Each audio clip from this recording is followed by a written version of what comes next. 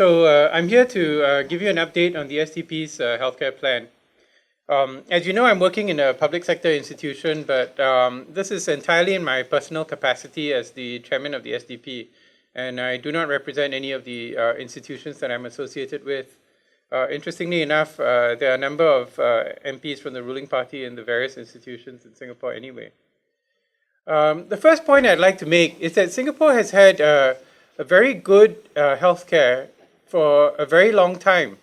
In fact, people don't realize this, but in 1960, the World Health Organization from Manila, they sent a team to Singapore and Malaysia to study Singapore's healthcare system because Singapore had achieved very high standards of healthcare. That was a time when Singapore's health minister was, to date, Singapore's best ever health minister, Mr. Ahmad Ibrahim, who passed away, and he's remembered by a very long road in Jurong. But this was what he said in his speech to the World Health Organization team. He said, "The medical and health developments of Singapore call for some comment. Singapore has been free from major infectious diseases for over 10 years, except for a localized outbreak. Malaria has been non-existent, although nearly $2 million, and this is in 1960, was spent for anti-malarial services." And his director of medical services said, "The medical services has now become predominantly, though not entirely, the responsibility of the government, with the mass of the population entitled to it without personal costs. The medical personnel are all salaried employees of the government. Most of the hospital facilities are governmental. All these are financed from general revenues. Private practice persists for a small upper income segment of the population, especially in the city area." So we had a single payer healthcare system during the 1960s and 70s, and some people think that's the golden era of Singapore's growth and development. Unfortunately, in the 1980s, healthcare became viewed not so much as essential, but as a commodity, as something that had to be traded and something which could be seen as an industry for profit. Before 1984, like I said, there was a small private sector, and most of our healthcare was government funded. Many of you can remember the $1 OPD visit. You'd go to OPD, you pay $1. You go to the hospital, you pay $5 a day. In the old Boyer block in SGA, Sipaipo.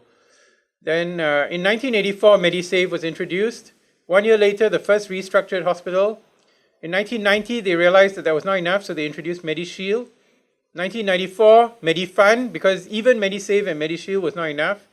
2015, before the last GE, the Pioneer Generation package, and at the same time, an attempt was made to have some kind of universality with the Medishield Life. And then now, before the next GE, we get the Merdeka Generation package.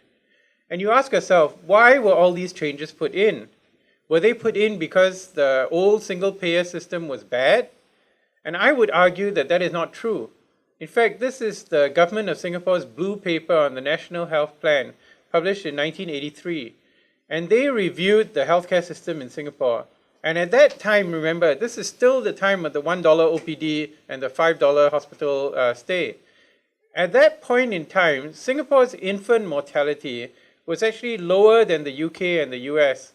So in 1981, with a single payer healthcare system, Singapore had better health outcomes than the UK and the US, which at that time were much richer than we were. So I don't think it's true to argue that single payer healthcare is going to result in worse quality of care for Singaporeans, because we know that in the past we were able to do it. So what is the effect of having this privatized, very commercialized healthcare? One of the major effects has been a rise in inequality. Now, inequality is something that people talk about. And we know people say, oh, you're talking about the politics of envy. Everybody wants to drive a Maserati or Ferrari or live in a bungalow. But we're not talking about luxuries here. What we're talking about here is life and death. We're talking about keeping yourself healthy and alive. And the statistics are pretty stunning. These were covered in the Straits Times last week. But from the National Registry of Births and Deaths, you can see the average age of death for a Malay Singaporean is fully 7 years younger than a Chinese Singaporean. Now, this 7-year difference, in other words, an average Malay Singaporean dies at the age of 70 compared to an average Chinese Singaporean who dies at 77. And this is a striking difference. This is greater than the difference between black and white Americans in the United States, which we know is a very unequal society. And this difference occurs across all causes of death. is not just due to eating too much oily nasi biryani and things like that. And in fact, there is data which shows that it's nothing to do with ethnicity, but it's more a function of economics. In fact, Professor Wong Tian Yin and Professor Tai Yi-xiong and colleagues have shown that even within the Malay community, the high socioeconomic status Malays have a much better healthcare outcome compared to low socioeconomic status Malay. So that is a huge piece of evidence suggesting that in Singapore, the outcome in terms of life, death, complications of illness is a function of your socioeconomic status, which it should not be. It's not just socioeconomic status, very often it's language. And again, the same group have looked at diabetes and complications of diabetes, and they found that English-speaking Indians like myself have much fewer complications than Tamil-speaking Indians. And again, this same phenomenon has been seen in the Malay community as well. I'll be honest with you, when I'm on duty in the ward, sometimes I'm a little bit happier when I see a Malaysian houseman, because generally they can speak Malay, they can speak Mandarin, they can speak some dialects. Even the Indian Malaysian houseman from KL can speak some Cantonese. But their language is a key part of ensuring good outcomes. But whatever it is, your standard of health should not be a function of how wealthy you are, what your socioeconomic status is, or how fluent you are in the dominant language. Other reasons why the socioeconomic status influences health outcomes in Singapore is because of people avoiding screening and treatment. Now, this is, again, data from Professor Gerald Koh and his group looking at high blood pressure. Now, you know high blood pressure has no symptoms. You don't get any symptoms until your blood pressure is really, really high, and then you get headache or dizziness and things like that. But that's too late. You need to start treatment when your blood pressure is just about 150, 160, at a level in which it can be controlled and complications can be prevented. So Professor Koh and his team went into the rental flats in Taman Jurong, and they tried to investigate why people with high blood pressure were not being treated or they were not being diagnosed. And the major reasons that they found were people found it was too expensive to go and get screened, too expensive to get treated. So even if they were diagnosed, they were not screened and neither were they treated. The same is true of cancer. Again, the same group in the Jurong West sort of area. And what they found was that screening for cancer, these are recommended screenings recommended by World Health Organization and also Singapore's Ministry of Health. The people living in the rental flats had very low uptake of screening for cervical cancer, screening for breast cancer, screening for colon cancer. And the result of which, if you don't go for screening, if you don't go for early treatment, you end up with complications. Like I do rounds in general medicine, and it's very frustrating. We see old people who come in with a stroke, and they come in with a stroke, and invariably I ask them, have you ever been diagnosed with high blood pressure before? And they say, oh yeah, about 10 years ago, somebody told me I had high blood pressure. Did you take medication? No. Did you get treatment? No. Why? Oh, I had no time, I was too busy, it was too expensive, nobody could bring me to the clinic, I was working in 2 jobs. So these are the realities of what doctors in the public sector see day in, day out, and many of you have seen in your friends and relatives, people who do not go for essential primary care because of the cost or because of some other reason, and that results in complications. Because you can imagine, once you've had a stroke, the consequences are tremendous compared to somebody just taking a medication every day to prevent a stroke with high blood pressure. So these are some of the issues that we are dealing with. And unfortunately, Singapore is a bit behind other countries in this. In the developed countries, they have found that dementia rates have dropped significantly. And this is in the United States, which has a terrible healthcare system. It's got some really good healthcare, but it's very unequal. But in spite of that, the dementia rates in the United States from 2000 to 2012 have dropped by about 25%. And that's because of better control of diabetes, high blood pressure that's being rolled out in the community. In contrast, in Singapore, the NKF has commented that in 2012, they were seeing about 3 patients with kidney failure a day. 2019, the rate has increased to 5 a day, and they think it'll be 5.8 a day by next year. And these are pretty worrying figures, especially when you think about how a lot of this is preventable with good primary care, with screening, with management of your diabetes, management of your high blood pressure, and you end up with the most expensive treatment, which is treatment of complications, dialysis, treatment of stroke, and those things really affect your quality of life, and in fact, they even affect the extent of your life. So in 2012, the SDP decided we had to do something about it. As you know, we raised the issue in the 2011 general election, and there was certainly a lot of traction given to that. And so we had a public consultation. We launched the National Healthcare Plan in 2012. We had a panel. It was mainly doctors, but we also had a health economist. We had people from the private sector, as well as in the public sector, GPs, as well as specialists. And the key feature of the SDP healthcare plan is a single-payer universal healthcare system with a government-managed central healthcare fund. So this fund will be run along the lines of a government-subsidized public insurance scheme, and it will finance compulsory basic health, accidents, pregnancy coverage for all citizens and for PRs who are here more than 6 months in the year. So this is essentially a single-payer scheme. It's almost like going back to what we had before 1984. But the difference is it's insurance-based, so it's not entirely tax-based, because we don't think that the tax-based system is going to fly at this point in time. So what we propose is that we do away with Medisave, Medishield, and Medifund. There are too complicated, and there are too many gaps in the system. And in actual fact, Medishield, Medisave, and Medifund, they actually make up a very small proportion of total health expenditure. They have never made up more than 20% of total health expenditure. This is a paper from some time back published in the World Health Organization, and they pointed out that for Singapore's healthcare expenditure, government health expenditure accounted for about a quarter. Now it's gone up to about a third. Medisave, Medishield, and Medifund account for only about 10% of total health expenditure. The bulk of it comes from out-of-pocket expenses. That's you going to the GP, you pay cash, you pay nets, you pay PayLah, pay now, whatever. Or employee benefits. Like when I go and see the doctor, the university pays for me, I can make a claim. A lot of us, our healthcare is provided by our employer. You go and see your panel doctor from your company, you get admitted, you file a claim to your company. And that's the reality. So when healthcare inflation goes out of control, it doesn't just affect the individual, it affects the company, because they see their healthcare bill going up and up as they're paying for their employees. So that's a serious problem all around. So this is, again, data, historic data, 2002 to 2011. So the green is the government subsidies, which have been about 30%, 20 to 30%. This is Medishield, the red. Blue is Medisave. But the bulk is actually from employer-funded healthcare and out-of-pocket expenses, which is simply not sustainable. You cannot keep going on like that. Now, Singapore is not the only country with this kind of problem.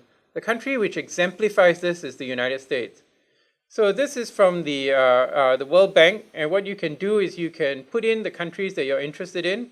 So I put in Malaysia, Singapore, China, United States, India, UK, and Australia. And the United States spends twice as much on healthcare as any other country. UK and Australia are here. China, Singapore, Malaysia are somewhere down here. The United States spends a huge amount on healthcare. Hospitals in America are ridiculously expensive. But when you put in public expenditure as a percentage of total expenditure, the United States is way down over here. The UK is almost entirely government-funded healthcare. They have the National Health Service. It's inefficient, it's a bit slow, but it provides really high-quality care at zero cost. When my sister was here a few years ago, she broke her foot. She had surgery done in Singapore. She lives in the UK, so I flew back with her. We went to the NHS clinic. She saw a nurse. She didn't see a doctor because she didn't really need to see a doctor, but the nurse could have called the doctor if needed. She had the dressing done. It was pretty efficient. She waited for about 15, 20 minutes. And as I was walking out of the clinic with her, I asked her, so where do we pay the bill? And then she looked at me and the nurse overheard us and she sort of laughed. And she said, there's no way you pay the bill. She said, you live here. It's your right. As a PR or as a citizen in the UK, you have access to universal healthcare. So this is the UK. Now, we're not advocating something like that. Partly because culturally in Singapore, we have gone so far from that, we don't think it's going to be possible to come right back. The Australian system, on the other hand, is closer to what we have, where you've got a health insurance. There's a compulsory health insurance that everybody pays into. In addition, in Australia, if you're employed, you pay for a supplemental health insurance, and that is taken out of your wages. So they have, but they still have a significant government proportion in healthcare. So US, again, China, Singapore, Malaysia are way down over here. But the out-of-pocket payments are what hurts individuals. And in fact, the previous Director General of the World Health Organization put it this way. She said, direct out-of-pocket payments at the time of care are identified as the single biggest barrier to universal coverage. While user fees have been promoted as a way to reduce the overuse of services, this is not what happens. User fees punish the poor. They are inefficient. They encourage people to delay seeking care until a condition is far advanced and far more difficult or expensive to treat. And when people do pay out of pocket for care, financial ruin can be the result. So this is what we are saying. This has been a universal call. It's not just in Singapore, it's in many other parts of the world, that we really need a truly universal form of healthcare. So what we have right now is a very complicated healthcare financing system. There is this national health expenditure, which has been estimated as about $20 billion. The largest portion of this comes from government subvention. These are the subsidies provided to C-class B2 patients in public hospitals and to polyclinic patients. And employer benefits. That's your company doctor, that's your claim from your HR. But you've got other things such as Medishield, ElderShield, you've got Medisave, you've got cash, and you've got Medi Fund. And effectively, Medishield, Medisave is our own money that we put into these insurance schemes or medical savings accounts. So the government expenditure on healthcare is effectively about a third, and 2/3 of it is our own money or from our employers, which de facto is our own money as well. So if you go to the Ministry of Health website, you can get a breakdown on the actual figures, and you can see there's been a significant rise in healthcare spending. The Ministry of Health expenditure has gone from 5.8 billion to 7.5 billion to 8.2 billion, and in this year's budget, it's going to be 10-point-something billion dollars. So that is close to what we had actually asked for in 2012 in our original version of the National Healthcare Plan. But that is government expenditure. On the other hand, if you look at Medisave, now Medisave is our money. Every month we put in a certain percentage of our income, our employer puts in a certain percentage, and this is in $billion. Okay, we're not talking about $1 million here, we're talking about $1 billion. So the government is holding on to this Medisave fund balance, which is currently in 2017, $88.6 billion. The amount of money that Medisave spends every year is in $1 million. It's not in $1 billion. So that's 1,000th of this amount, and it's $964 million. So effectively, every year, the Medisave fund is accumulating more and more money, and there's very little transparency or accountability as to what is happening with the money that's in the Medisave fund. So theoretically, if you take 6% of $88 billion, you're generating about $4 billion, which could be used to effectively account for half of the total government health expenditure, and way more than is actually spent at all. And that's just at a conservative 6% interest rate on the $88 billion that's sitting in the fund.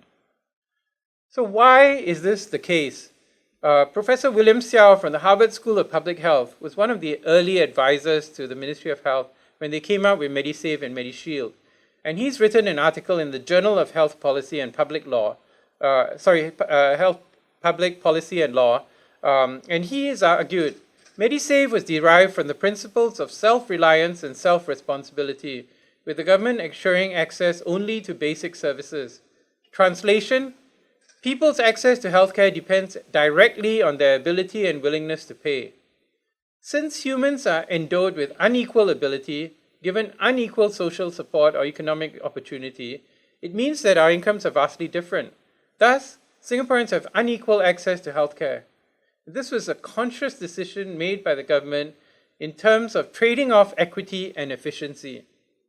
So if you study health economics, they tell you there's three things in health economics. There's excellence, there's equity, and there's efficiency. And you cannot have all three.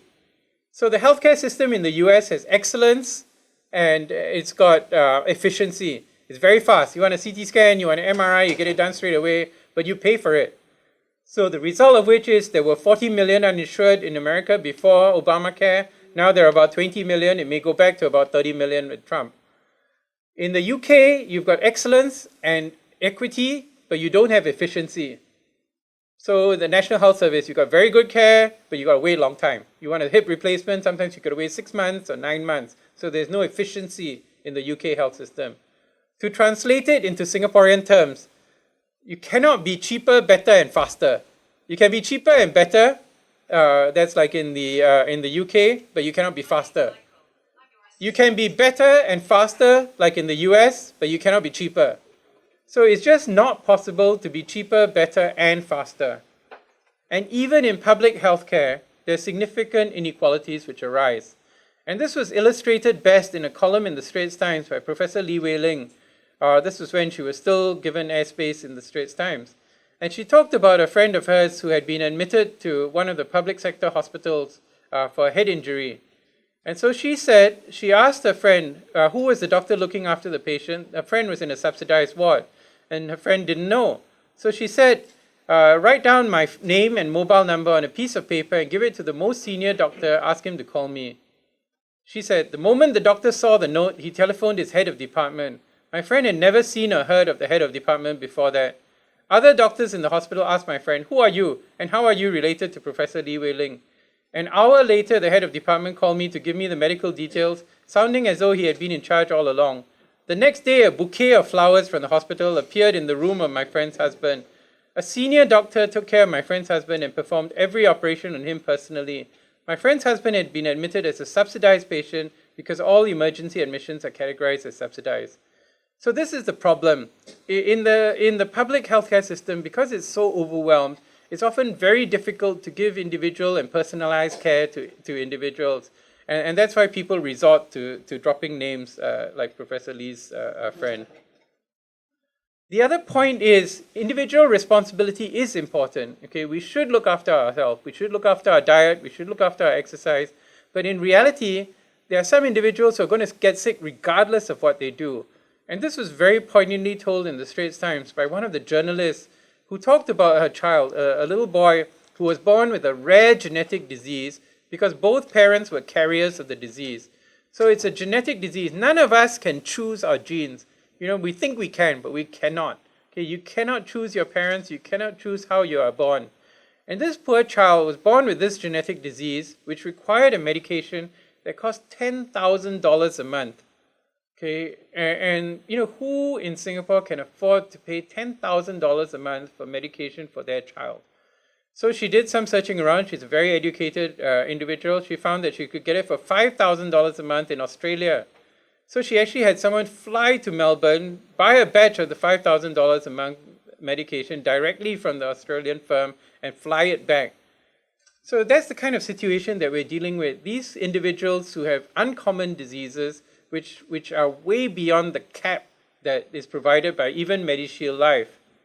And the result of that is that there are individuals in Singapore who are in severe hardship because of medical costs.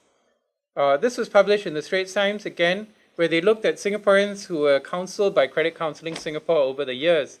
And as you can see, there's been a rising number of Singaporeans counseled by Credit Counselling Singapore.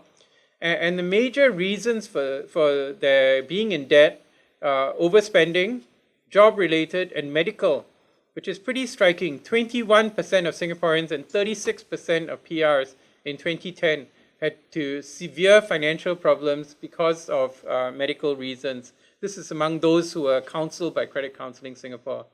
So it's actually increasing over job insecurity as a cause of financial difficulty in people living in Singapore. And we believe that no one should have to go bankrupt because of healthcare.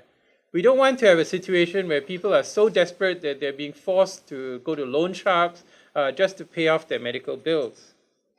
Now, theoretically, Medishield Life was set up to provide catastrophic health insurance for people who have diseases which their Medisave cannot cover. But if you look at the Medishield Life fund, they have a very unusual way of calculating their incurred loss ratio. Normally, for an insurance company, my understanding is they look at how much they collected in premiums and how much they paid out, and that constitutes the loss ratio.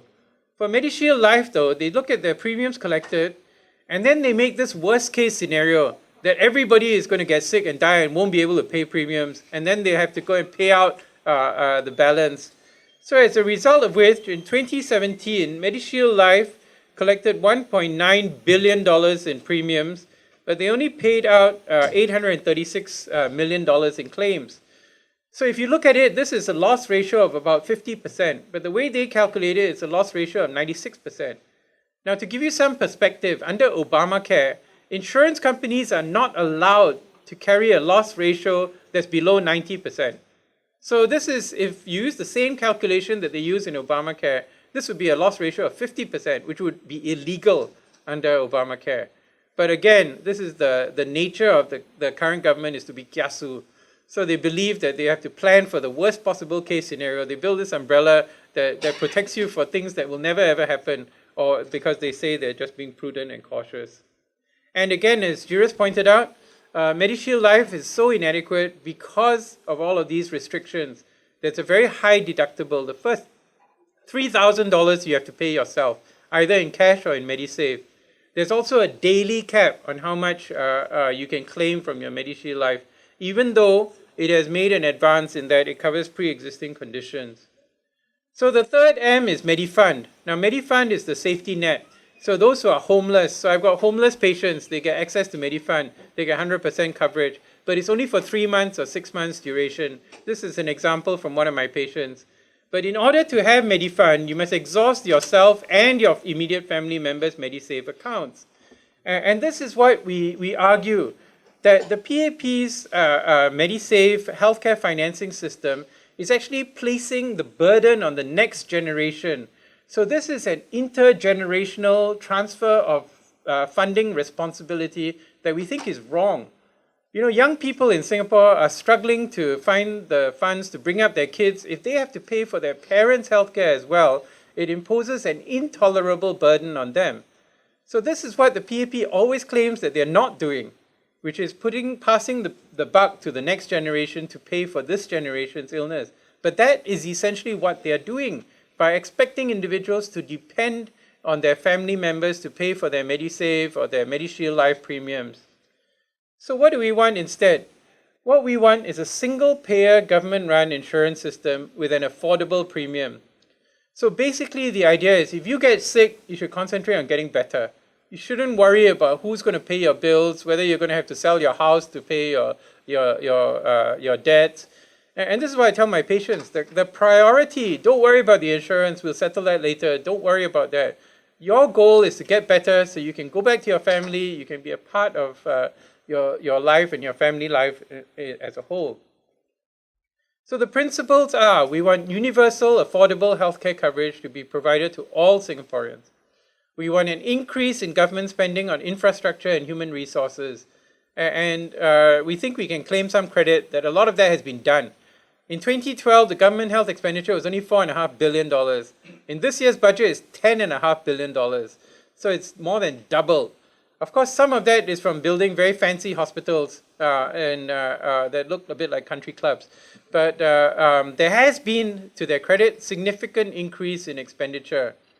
The other parts have not been followed up as yet. In particular, we think there needs to be a sustainable system to contain rising healthcare costs by tightening medical audit.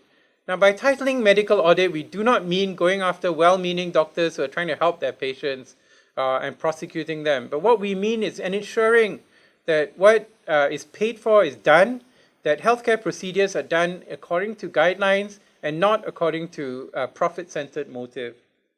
So this is what the World Health Organization calls universal health coverage. So the World Health Organization is working around the world so that all people and communities receive the quality services they need and are protected from health threats without suffering financial hardship. So essentially that's it. See, if you get sick, it should not mean that you have to worry about whether you're going to have to suspend your child's education or whether you're going to have to cut back on having dinner with your family or things like that. These things should not be the case in a civilized, high-income society. So what are the key features?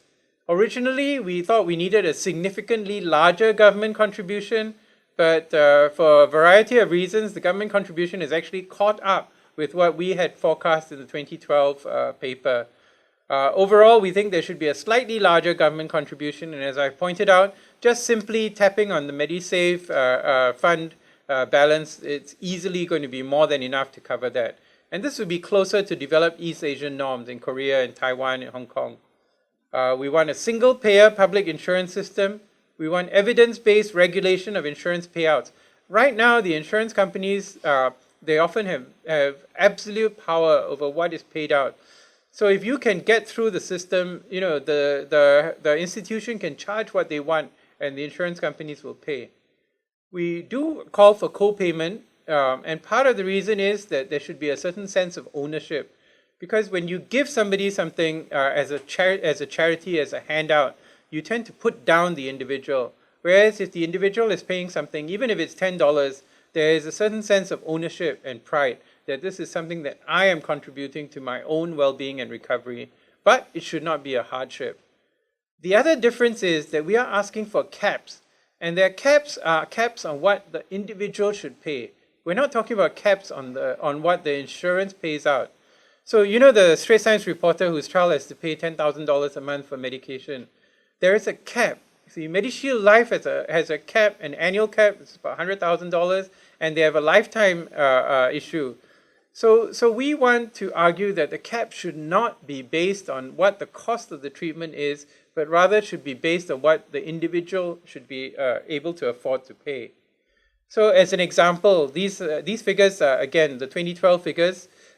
We don't think they need to be adjusted very much, but essentially the contribution will average around $50 for the average Singaporean. For those who have no income, the contribution will be heavily subsidized. And this is very close to the Medisave and the Medishield Life premiums that we are paying right now. The key element of this, though, is that it's a simple plan. There's only one system. There's no more Medisave, Medishield, CareShield, ElderShield, what do you call it? CHAS Blue, CHAS Orange. You really need a dictionary to try and understand the current healthcare schemes in Singapore. So it's just a single scheme. Once you have paid your contribution, you get a healthcare benefits card. And this card can be used everywhere. It can be used in the polyclinics, it can be used in GP clinics, and it entitles you to a 90% subsidy on the majority of your healthcare spending. For acute illness, it's slightly different. You're going to see the GP, you pay a bit more because the amount is relatively smaller. Now, like I said, in contrast, the system that we have is very complicated. In fact, this Merdeka generation package is so complicated, they have to send 50,000 people out knocking on doors to explain to people what it's all about. They even have to spend thousands of dollars producing this music video with Dick Lee to explain what a Merdeka generation is all about.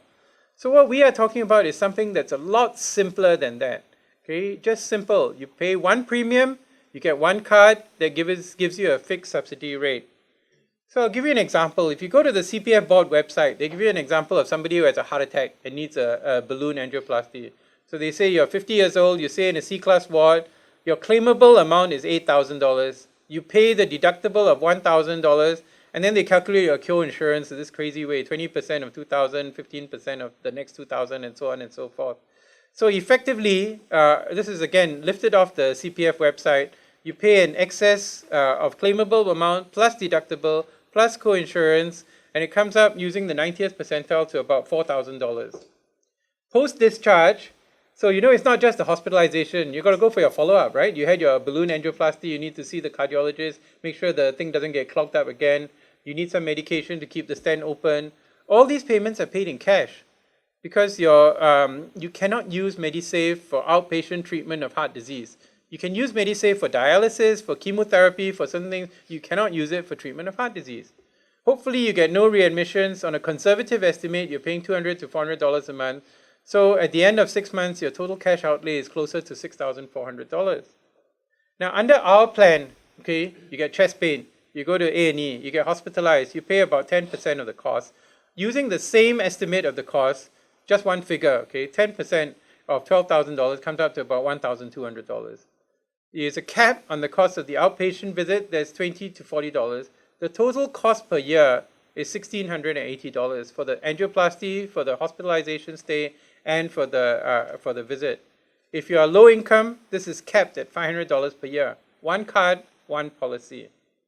So effectively, it cuts out a lot of the bureaucracy, it cuts out a lot of the paperwork, and you know, the hospitals now have hundreds, if not thousands of administrative staff. In the old days, SGH used to have one matron, one supervisor. Okay, those days are over.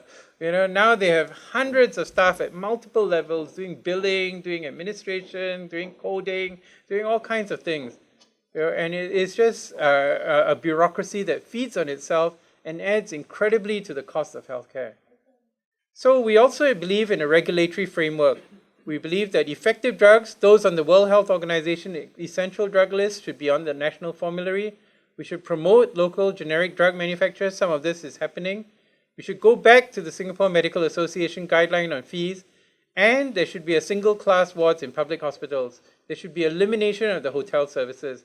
We've got a very good private sector of healthcare in Singapore. There's no reason why they need to compete with the government restructured hospitals. They can have all the medical tourists they want. You know, medical tourists want to come to Singapore to have good healthcare, that's fine. They can go to Raffles, they can go to Parkway, they can go to Farrer Park. We also believe in a health benefits smart card.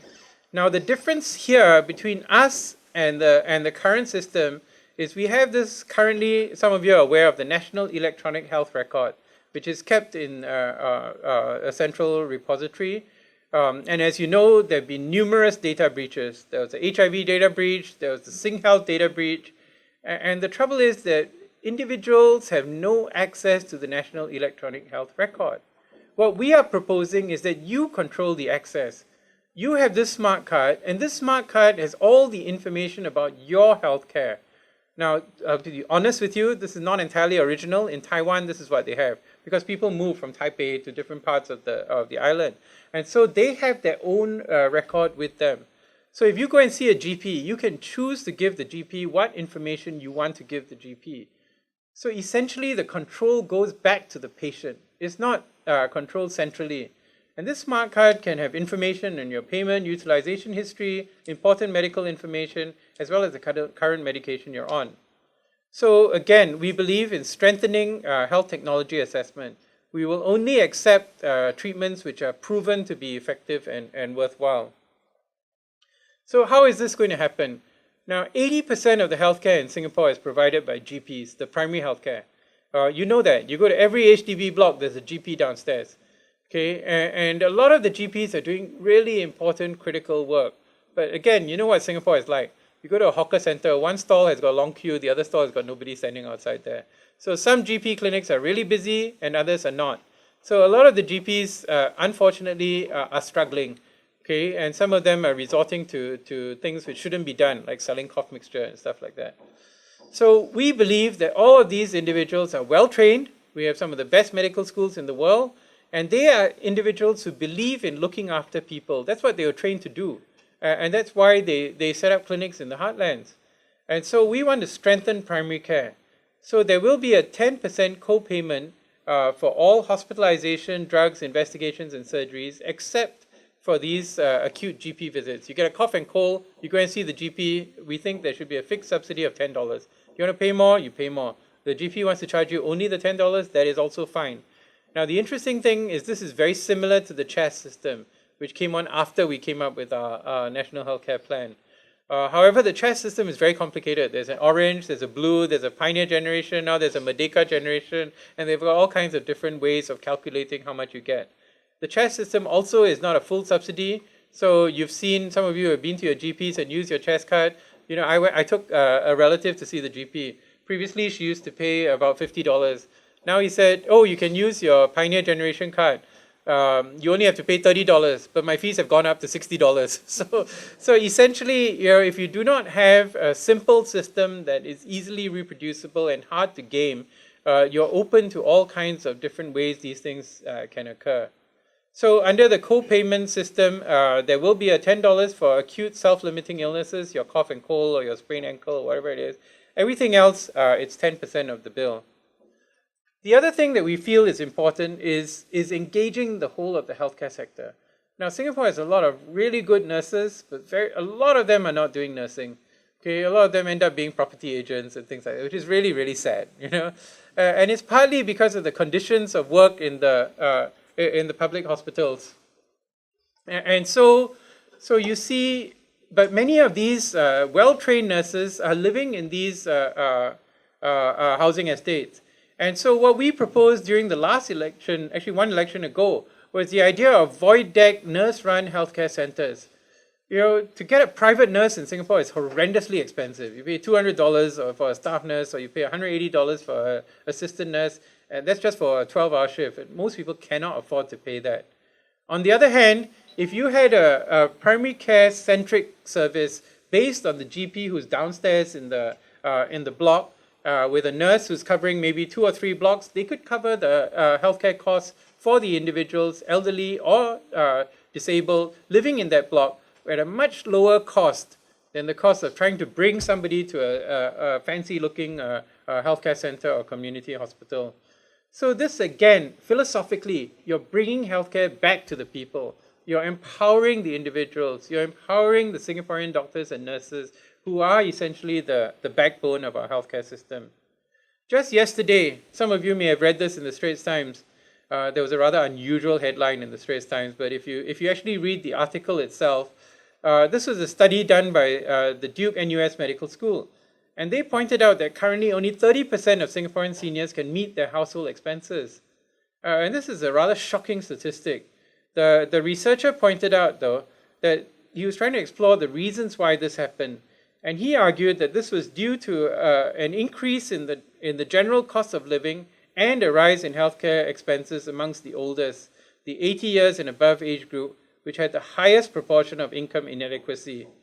He did put a caveat there. He said the introduction of healthcare-related cost mitigation initiatives, such as the Pioneer Generation and Merdeka Generation, might exist, but their downstream benefits and changes in the financial burden of healthcare costs need to be studied in further detail. Again, my point is, if you want to help people, don't put on this really complicated and bureaucratic scheme. Just have something simple and effective, like what we are proposing. The other thing about the current scheme is it's very hospital-centric.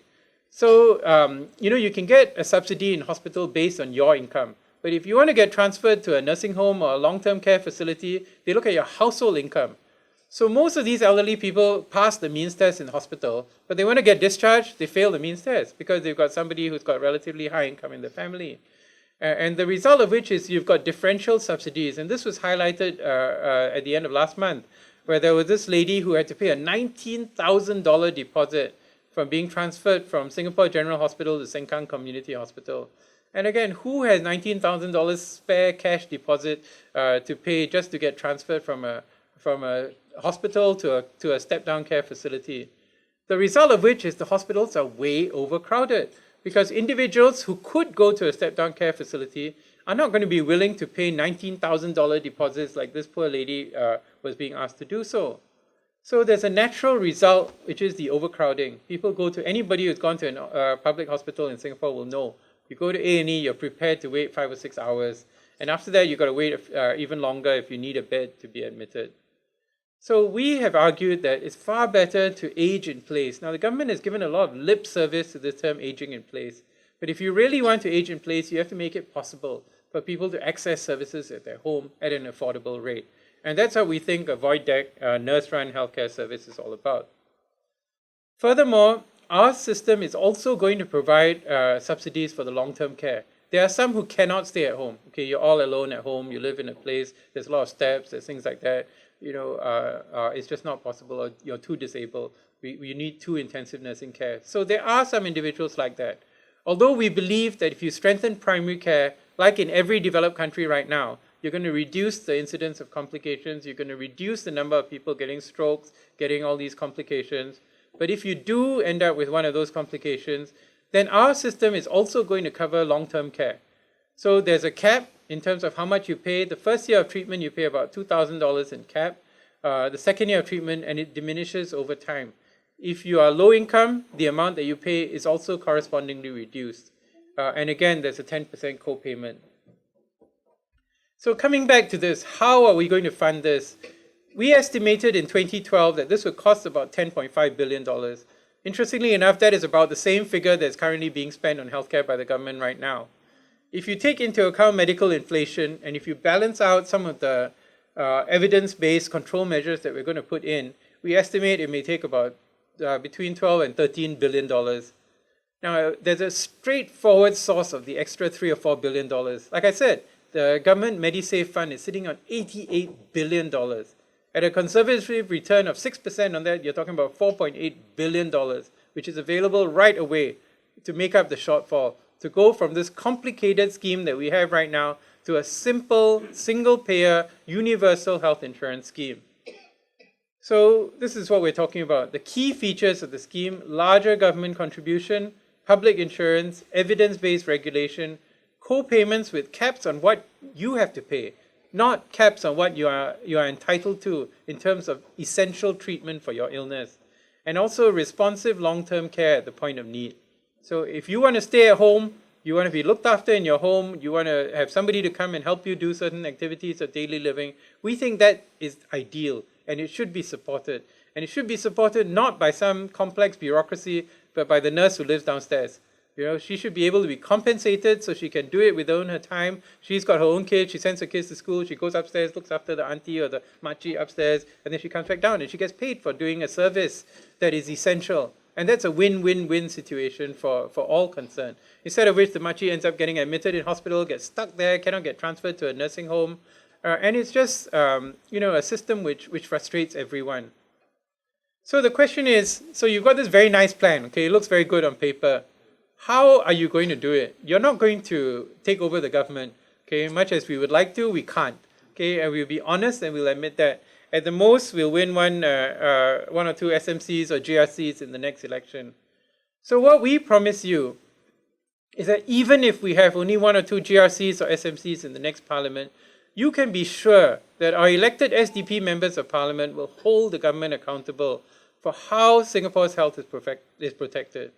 We will demand transparency in the actuarial calculations. That's what I mean about the funds, the $1.8 billion in the Medishield Life fund and how they calculate that they need 90% of that. I mean, that is beyond understanding. I've spoken to experts in the field and they say there's no transparency in terms of the actuarial calculations.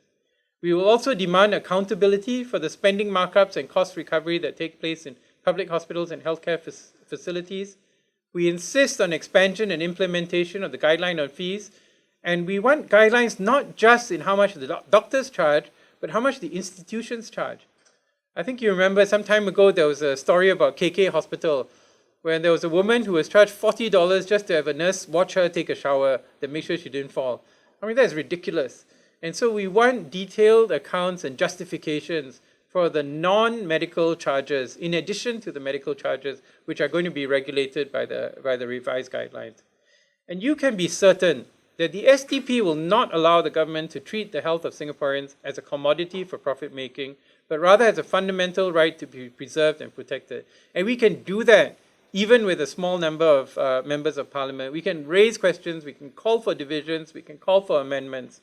And it falls down to a question of values, because we believe that healthcare is a basic human right. Okay? Nobody chooses to get sick. Okay? There's this crazy idea, which was started by some right-wing American health economist, that there's some kind of buffet syndrome. Okay? That people decide if you give people free healthcare, they will choose to get cancer, heart disease, or herpes, or something like that. And I mean, that's ridiculous. You see. Nobody in their right mind chooses to get sick. See, people who get sick, they want to get better. I see my patients in hospital, they say, oh, thank you very much, doc. I hope I get better, and I hope I don't see you in hospital, but I see you somewhere else. Because a hospital is a very unpleasant place. Okay? It's a place where people are sick, where people are dying. People just want to get out of there. So the question is, what do we do about financing it? And I'd like to end with this argument that was made by Jeremy Lim in an article in March 2017. And he has written, he said, in health, there will always be scarcity and difficult rationing choices, no matter how politically unpalatable such issues are. Singapore has enacted measures both in form and in function to balance the tensions between economic rationality and well-meaning social activism. In closing, it is worthwhile to recall American economist Thomas Sowell quip, the first lesson of economics is scarcity. There's never enough of anything to fully satisfy all who want it. The first lesson of politics is to disregard the first lesson of economics. Whether Singapore's model continues to be financially sustainable will depend on the fine balance between managing the economics and the politics. And again, this quote has been around for a long time in the United States, and he says it's a great day when our schools will have all the money they need and our Air Force has to have a charity bake sale to buy a bomber. And that reflects the values that are currently in existence in the United States and unfortunately in the current administration, where the military gets what they want, the banks get what they want, but the schools and the hospitals have to struggle. And the person who summed it up best, again, is Dr. Bill Xiao from Harvard School, where he talked about, he said, before you set up a healthcare system for any country, you have to know that country's basic ethical values. The first question is, do your people in your country have a right to healthcare? If the people believe that medical care is a basic right, you design a system which means that anybody who is sick can see a doctor. If society considers medical care to be an economic commodity, then you set up a system that distributes healthcare pretty much based on the ability to pay, and the poor are left out. So this is a question of values. As we heard at the campaign launch, the SDP believes in people above profits. And that is what this healthcare plan is all about. We're going to take some questions. I'm going to hand the time back to Juris, and thank you all very much for your time.